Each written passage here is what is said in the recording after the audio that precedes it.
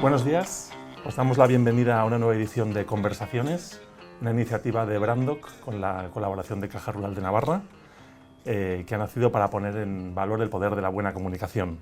Hoy vamos a hablar de desinformación, de noticias falsas, de medias verdades, del control de los medios, de contenidos generados por inteligencia artificial, y lo vamos a hacer con un invitado que tiene mucha experiencia en todas estas cuestiones. Hoy nos acompaña Ramón Salaverría. Él es catedrático de periodismo en la Universidad de Navarra y miembro de la Academia Europea. Su investigación está centrada en el periodismo digital y en la desinformación. Buenos días, Ramón. ¿Qué tal? Buenos días. Muchas gracias por estar con nosotros. Es un gusto. Fenomenal. Gracias por aceptar nuestra invitación. Y antes de empezar la conversación, os contamos que, además de lo mencionado, Ramón es experto del Consejo de Europa en Sostenibilidad de los Medios Periodísticos e investigador principal de Iberifier. Es un observatorio ibérico de medios digitales financiado por la Comisión Europea. También es vocal de la Comisión de Arbitraje, Quejas y Deontología de Periodismo en España. Y yo creo que así estás muy presentado, Ramón. Bastante, ¿no? bastante. Perfecto. Pues vamos a empezar por el principio. Vamos a hablar de desinformación. Yo he mencionado las noticias falsas, he mencionado medias verdades, he mencionado políticos que interpretan la realidad. Y bueno, lo que nos gustaría es hablar sobre todo de desinformación. Haznos, por favor, un breve diagnóstico general del fenómeno de la desinformación en España en este momento. La desinformación en sí misma no es una situación nueva, es algo que bueno, ya en el siglo XX pues, tuvo presencia en los totalitarismos, en la Guerra Fría, pero sí que es verdad que en los últimos tiempos se ha producido una aceleración y una multiplicación de los mensajes desinformativos. El ámbito de las redes digitales han propiciado una diseminación prácticamente instantánea de esos mensajes, y se ha visto en las esferas políticas en particular que el control de ese tipo de mensajes tiene una incidencia en la opinión pública.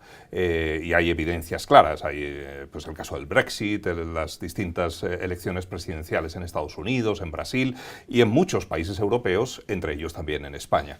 Y por lo tanto yo creo que es un fenómeno que es algo preocupante desde el punto de vista democrático, social, que lleva a algunos políticos sin escrúpulos pues, a actuar con una falta de responsabilidad y que entre todos deberíamos tratar de encauzar. Hemos recordado la frase atribuida a Goebbels, ¿no?, de si una mentira repetida 1000 veces se convierte en verdad. Yo creo que esto es más vigente que nunca, ¿no?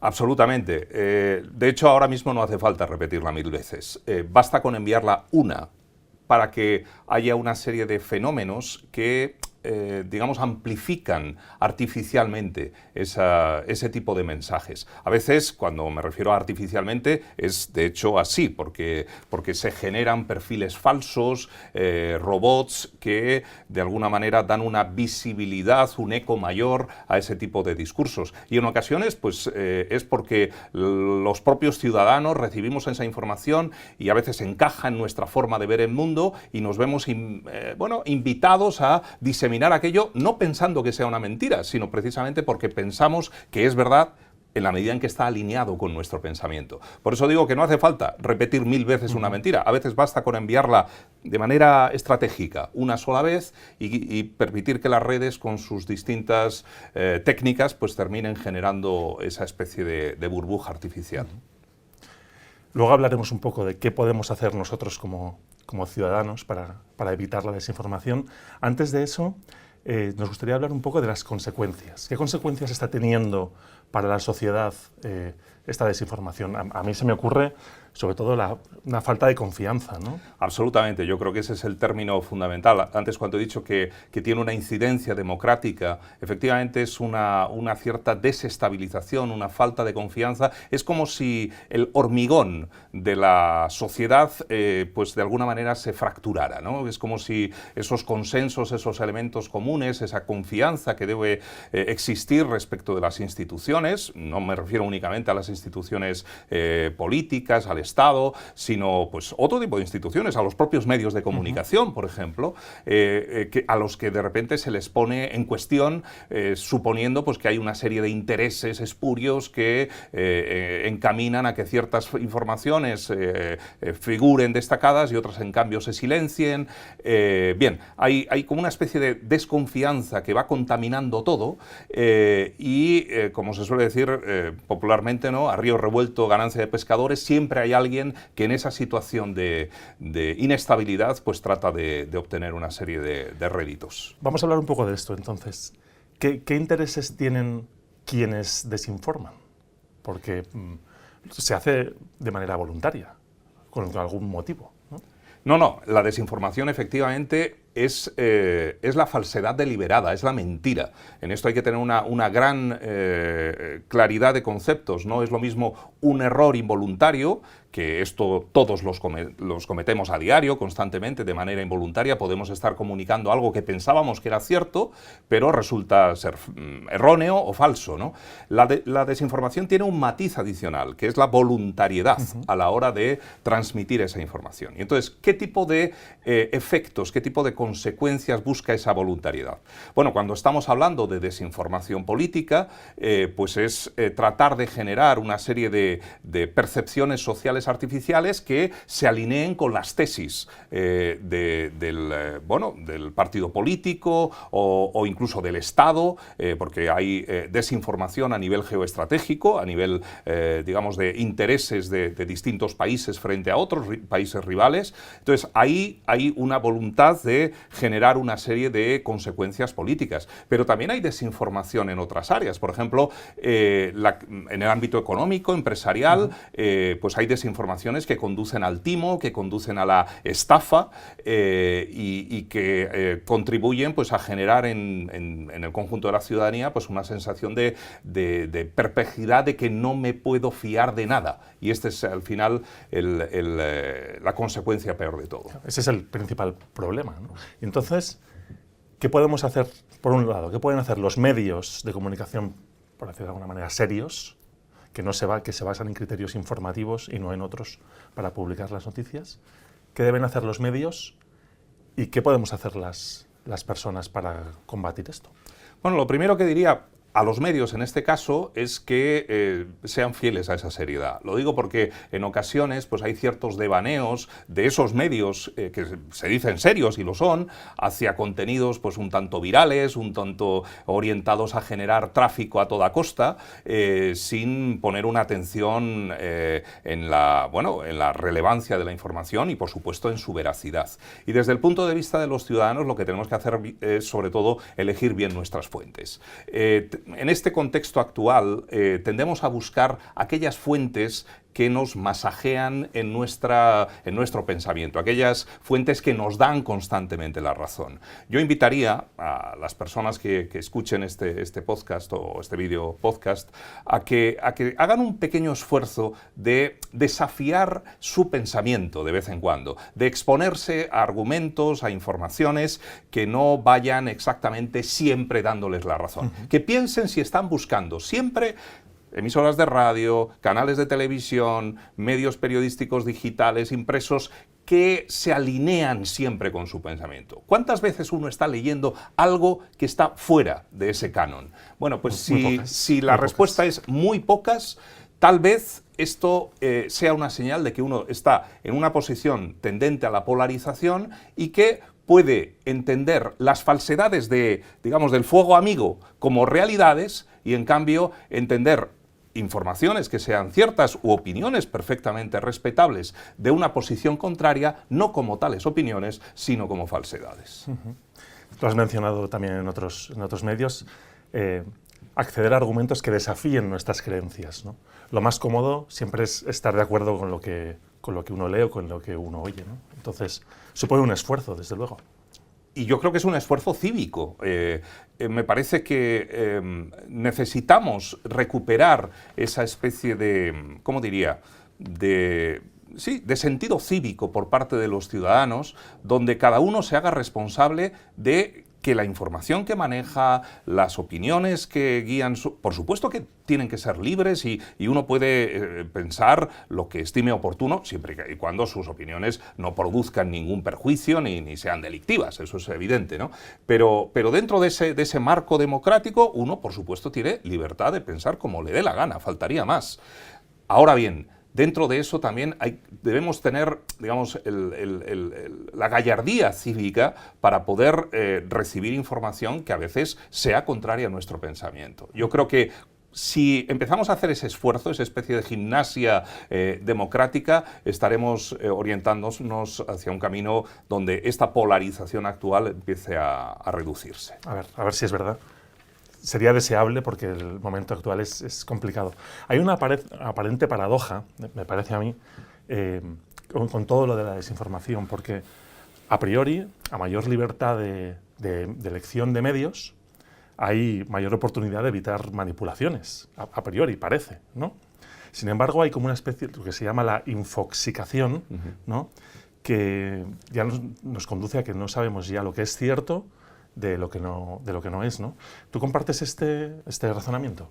Bueno, sí que es verdad que en el ámbito de la red, pues uno puede encontrar cualquier tipo de argumento, el de una posición y su contraria. Y si uno está alineado en cualquiera de esas dos posiciones, va a encontrar información o argumentos u opiniones que le den la razón. Y por tanto, pues uno se sentirá confirmado en esos presupuestos, ¿no?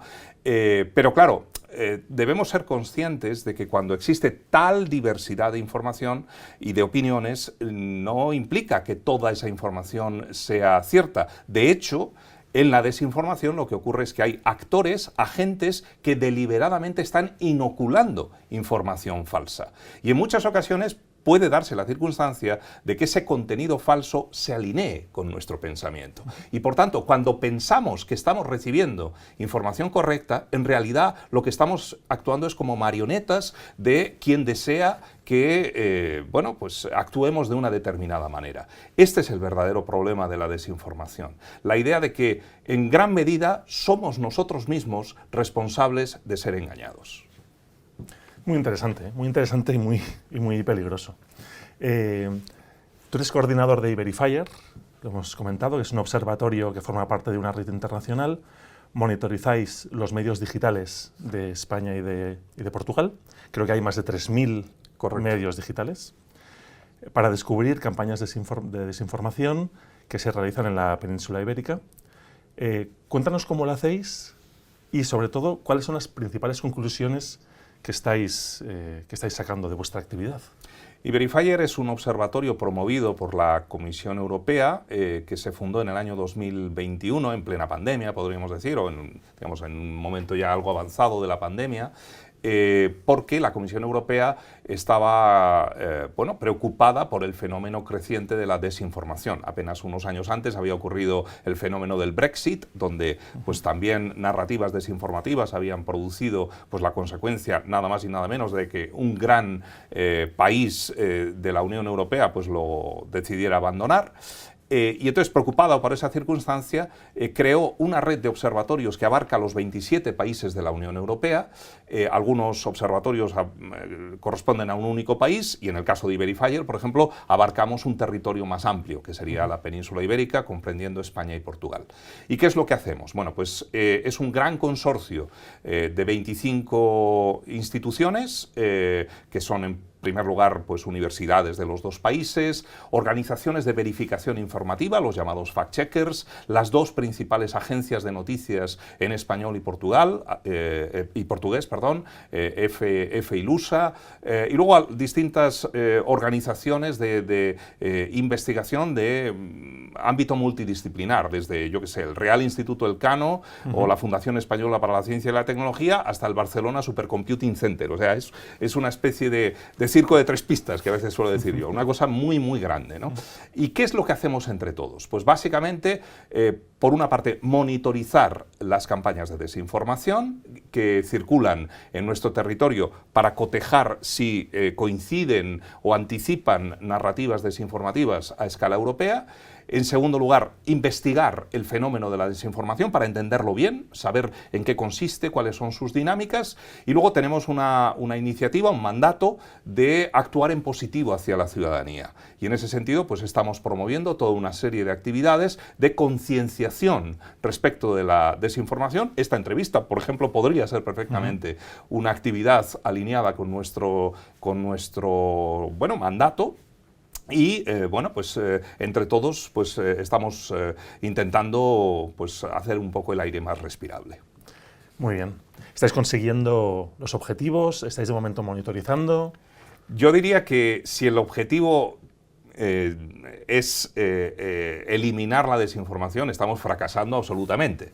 Y de hecho, si en el año 2021 este observatorio tenía sentido, en el año 2025 todavía más, porque los fenómenos se han agravado, son más diversos, más manifiestos. Y en ese sentido, podemos decir que tenemos trabajo por delante. No creo, sinceramente, que sea nuestra responsabilidad eliminar la desinformación. Más bien es entenderla y proporcionar herramientas para que las fuerzas de seguridad, los medios de comunicación, las instituciones públicas, los distintos actores, en definitiva, que tienen incidencia pública, puedan tener mayores criterios, mayores evidencias con las que actuar. ¿Cuáles son los principales temas en los que hay una mayor desinformación? ¿Y a qué crees y por qué crees que es debido? Bien, el ámbito político es el ámbito hegemónico de la desinformación, es la esfera donde se producen los mayores fenómenos, ¿no? Pero no hay más que recordar lo que ocurría hace 4 o 5 años, cuando estábamos en la situación de pandemia, cuando fue la información o la desinformación sanitaria la que adquirió el protagonismo. Pero si lo pensamos bien, incluso cuando estamos hablando de desinformación relacionada con virus, con vacunas, todo tiene una dimensión política, una dimensión geoestratégica. Por ejemplo, en el caso de las vacunas era evidente, ¿no? Había intereses económicos, geoestratégicos, de que ciertos países defendieran las bondades, la excelencia de su vacuna frente a las debilidades o problemas de las vacunas del otro país rival, ¿no? Entonces, en el fondo, parece que son fenómenos que tienen una dimensión sanitaria, pero tienen algún tipo de dimensión política y económica de fondo, ¿no? Hay múltiples ámbitos, ¿no?